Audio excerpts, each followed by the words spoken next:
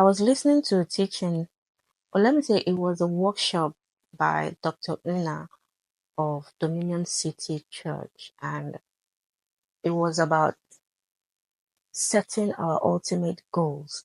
And I found it useful because now that we are approaching the end of 2024, I believe everyone is now planning and trying to, you know, set their goals for 2025. And some questions that were asked, I was able to write them down and I felt I was going to share, because if we take time to answer those questions, I believe it would really help us.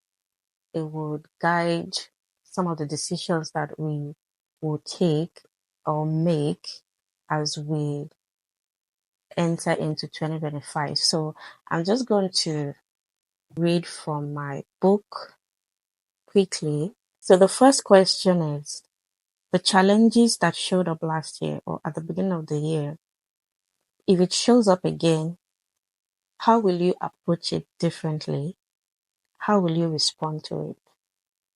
The second question was, the goals that you set, how will you go after it differently from the way you did at the beginning of the year or maybe last year? Number three, the relationships in your life, how will you deal with them differently from the way you did last year or at the beginning of this year? And number four, if you were to go back into January 2024 or last year, what would you do differently? And the last one was, what are the lessons of 2024 so that in that way you do not repeat them in 2025? Because I believe that we have all learned from our mistakes, or we've learned from our experiences, and we are wiser now.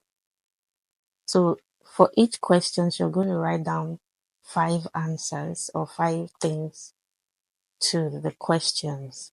You don't have to rush to do it. Take your time, maybe at the end of the day or first thing in the morning.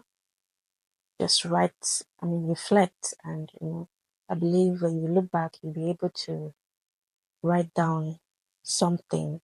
We may not be able to go back to January 2024 or last year, but I believe that by the grace of God, we will all go into 2025, 2025, so we can always do things differently.